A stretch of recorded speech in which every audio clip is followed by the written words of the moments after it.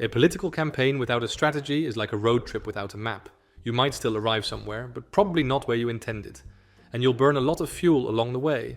Campaigns are about more than just showing up, printing some posters and crossing your fingers. They're about setting a clear destination, understanding the terrain, and choosing the smartest route to get there. Let's look at how to build a campaign strategy that's focused, realistic, and ready to make an impact, whether your goal is to win seats, influence the debate, or grow your movement.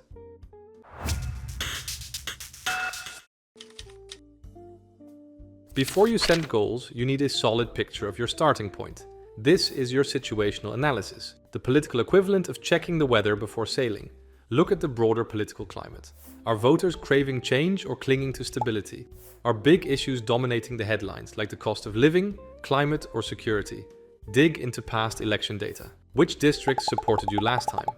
Where did turnout lag? Which demographics were most and least responsive to your message? And don't ignore the media landscape.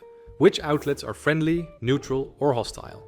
Are your target voters glued to evening TV news, reading the local paper, or scrolling Instagram?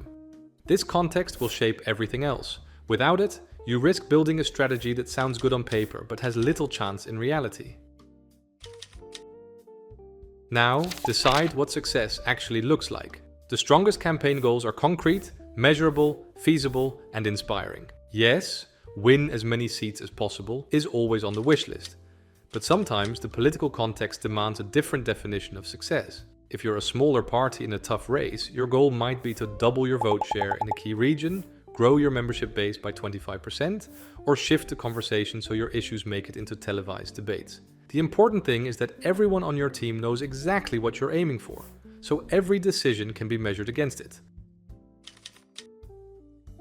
You can't persuade everyone, and you shouldn't try.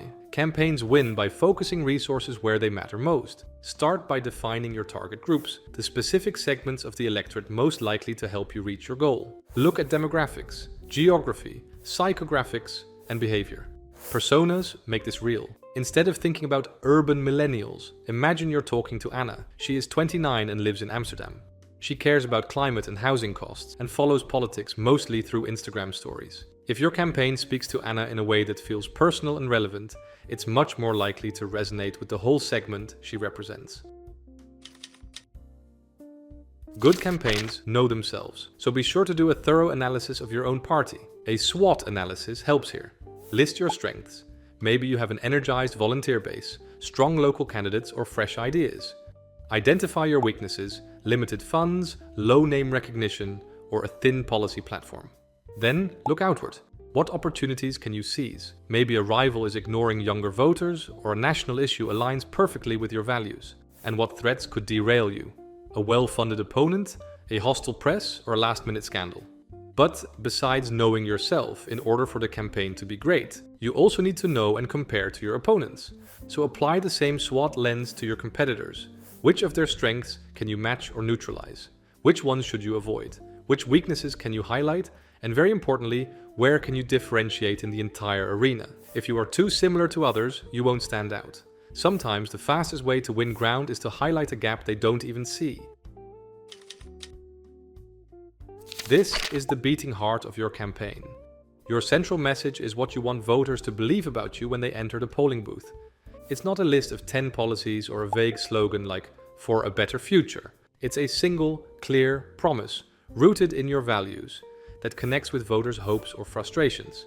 It should be clear, no jargon, no overcomplication, consistent, the same everywhere, from speeches to tweets, compelling, speaking directly to what matters to your audience, and distinctive, clearly different from your opponent's messages. Think of it as the chorus of your campaign song, the part people remember after hearing it once.